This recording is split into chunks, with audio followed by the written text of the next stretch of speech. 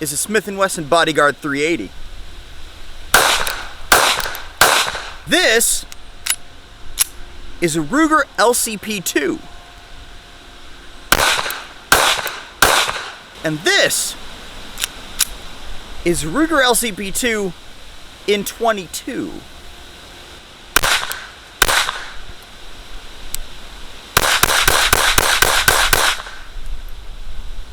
Let's get to work. So today, we're talking about the Ruger LCP II in 22. This is a new offering from Ruger. It is nearly identical in size, in weight, in form and function to the 380 version. However, this little guy shoots 22, and as you saw in our intro, it's pretty controllable. In addition to being pretty controllable, it does shoot 22 long rifle, which is, you know, kind of, 22 is both loved and hated in the gun community. At least I feel it is. There's a lot of people that love it as a plinking round. There's a lot of people that absolutely hate it. In this case, I actually think this is a pretty cool little gun. And here is why, is because not only is 22, I mean, when you're looking at self-defense calibers, 22 should typically never be in your list. However, in most of our books, neither should 380. So you've got a kind of light caliber here that would require a lot of rounds to be able to hit the impact of 380 or especially 9mm. But one thing that this gun gives you that the 380 version can't is 10 rounds of mag capacity. Not only is it 10 rounds of mag capacity, it's 10 rounds of very controllable mag capacity. The recoil on this is nowhere near the recoil on the 380 size. This is a significantly more controllable pistol. This particular version does have a safety on it. It's a thumb safety. Push it back for safe, forward for fire. It's really, I mean, I don't like safeties on guns, generally speaking, but this one is not bad. It's easy to sweep off with your thumb, and it's more difficult to turn on. Ruger does a really good job with that. The majority of their safeties are more difficult to put on than they are to take off, which is kind of what you want. You don't want it to be difficult to put your gun on fire when you're in a panic situation. But one of their primary reasons for this is it is a soft rack system. You can see there, that's just one finger pulling it almost all the way out of battery. It is a very light recoil system, which makes it so that people with a little bit weaker grip strength or wrist strength should be able to rack this gun. Unlike the 380 version, those 380 mouse guns are a pretty snappy gun.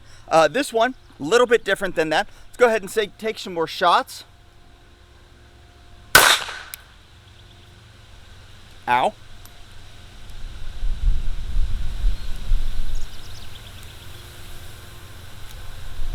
Oh, didn't pick up the next round. Uh-oh. Come on, Ruger.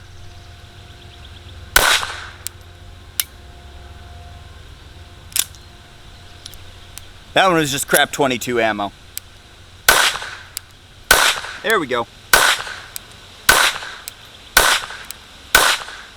So one thing that you have to kind of realize about this kind of gun, very small, short action, you're not working with a whole lot of parts and components here. This is going to be more picky on ammo than, say, something like a Ruger 2245 that's going to shoot almost anything. And I expect that out of something like this.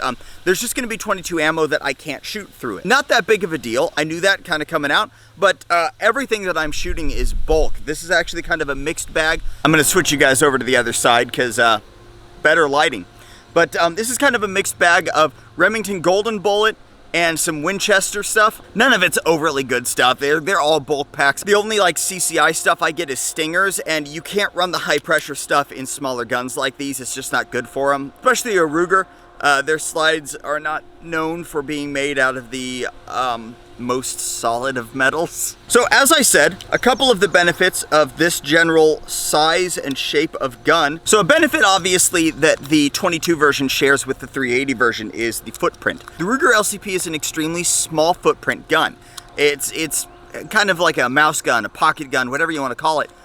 They're very, very small, which is ideal for like deep concealment. Now, would I EDC a Ruger LCP? No, I wouldn't. I EDC something much bigger than that. The smallest gun that I would EDC is like a a SIG P365 or something along those lines, which that's an adequate EDC gun. There's nothing wrong with like a SIG P365, but the LCP, a couple of the issues with it are just the size and controllability. For 380 is already a very snappy round, so you put it in a tiny little gun and it's going to be more difficult to control. Not only that, but you're also dealing with 380. Despite it being snappy, 380 is not a great self-defense caliber.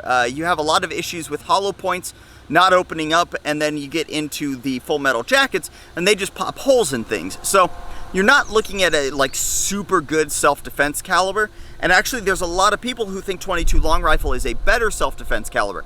It's moving faster, that means expansion is more guaranteed. The ammo is cheap, but even the cheap ammo seems to do pretty well as far as wound cavity and stuff like that. You're not going to get a lot of penetration with 22, but you are looking at getting a little bit more damage, maybe fleshy damage with 22. So there are a lot of people who think 22 is a better self-defense caliber than 380. And again, 22, being a smaller bullet, being softer shooting, makes this gun considerably more shootable than the full-size LCP. So let me show you some shots with the LCP here. You can see what the recoil looks like with this one. These are just 90 grain full metal jacket rounds. Then I'll take some shots with the 22 and you'll be able to see what the difference is.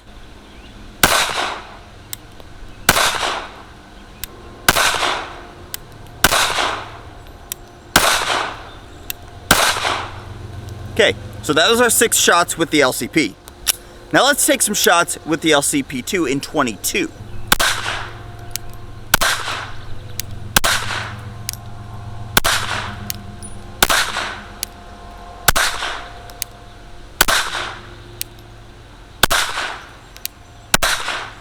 Okay, not only is it quite a bit more controllable, it's also a hell of a lot more fun to shoot. The LCP in 380 is not a fun gun to shoot. That snap, it makes you nervous. It hurts your hand a little bit. It's not a fun gun to shoot. This, however, this is a fun gun to shoot. The recoil isn't bad. It's more than controllable. It doesn't hurt your hand at all. Rugers have this kind of fat backstrap here, and the fat backstrap, there's nothing wrong with it. It's got kind of some sharp edges here. When you're dealing with a softer shooting round like a 22, not a big deal. Shooting with a harder round like the 380 out of these things, and it's not comfortable. This thing is comfortable to shoot. Okay, so I got another mag here. Let's go ahead and do some accuracy testing now. When Ruger updated the LCP to the LCP II, some of the features that they did, other than the completely like redesigned frame and modified slide here, is they redid the sights. The sights in the original LCP were horrendous. They were horrendous. They were absolutely terrible. They were just glorified bumps on the slide. These actually have sights. Let me show you here. Now again, they're not great sights, but you do have an actual notch on the back, an actual post on the front. So the usability of the sights of this one significantly better than you're looking at with the original LCP. Let's go ahead and see what we can do accuracy-wise with this. So I'm sitting here at about 5 yards, and I'm just gonna aim center mass of my USPSA target over here and see how tight of a group I can pull with this.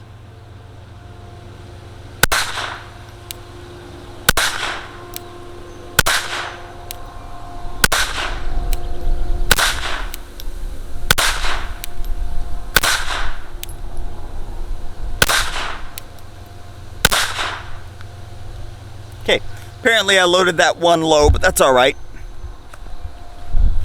All right, so you can see here we're looking at, I mean, that's like about, it's about 1.5 inches from this one to this one. This one was actually my first shot, and then I think I adjusted my aim, so that was a mistake on my part. But, I mean, you're looking at, there's 1 inch there with the majority of them. So you're not looking at an inaccurate gun, especially for what it is. And honestly, I'm not 100% sure what Ruger wants it to be. If they want it to be a trainer for the LCP, if they want it to be a lightweight self-defense gun for users with a little bit weaker grip strength. But it is, I mean, so far it's a fun gun to shoot, which is a very rare thing for a gun this size. Very rarely are you going to hear anybody tell you that a mouse gun is a fun gun to shoot. The Smith & Wesson Bodyguard, the Ruger LCP and LCP II, even up into like the SIG 938, none of those guns are overly fun to shoot. 380 is just not a comfortable round to shoot. Well, this one doesn't shoot 380. So let's get just a few more shots in with this. I do want to point out, guys, that on this version as well, because it's the Easy Rack version, they did add little wings in here to be able to grab onto the slide a little bit better. Now, as with the original LCP II, this is a hammer-fired gun. It has a single action hammer like the LCP II, not a double action like the original LCP, which is good because that original LCP trigger kind of sucked. But guys, so far, I mean, I just picked this thing up this past week because I just don't like the LCP that much, especially giving me only 6+1. Now I've got 10+1 in a super controllable gun comparatively. So let's go ahead and take one last magazine through this thing and I'll wrap up. So that is our first shots on our Ruger LCP II in 22, the Easy Rack version. So far, I'm very happy with this gun. We've had about 3 malfunctions, but I did check those rounds, and those rounds were all the same type of ammo. Everything else has been Remington Golden bullets. I think those were the Winchesters, so I'm gonna keep running this thing. I've not oiled this thing or cleaned it or anything. This is straight out of the box. And so maybe if I oil it a little bit, the lower recoil of those particular rounds, which was the problem, it wasn't getting enough recoil to get back behind the magazine and strip the next round. So maybe with a little bit of lubrication, we wouldn't have that issue. I'll keep testing that. But so far, guys, I'm super happy with this thing. These things go for a little bit over $300. You can find them for about $310 to about $330 pretty much anywhere. And if you're looking for a mouse gun, or honestly just a new fun little cheap gun to shoot, you might want to check this out. It's definitely more fun to shoot than the 380 version, and it makes a handy little backup. So thanks, guys, for watching our first shots at the Ruger LCP II in 22. If you're looking for our updates on this thing, go ahead and like and subscribe down below so that we can tell you more about it. If you like what we do here on the channel and you want to help out a little bit, head on over to our Patreon page. That's patreon.com/workthetrigger. Remember, I appreciate every one of you, and until next time, do your research, get informed, and get to work.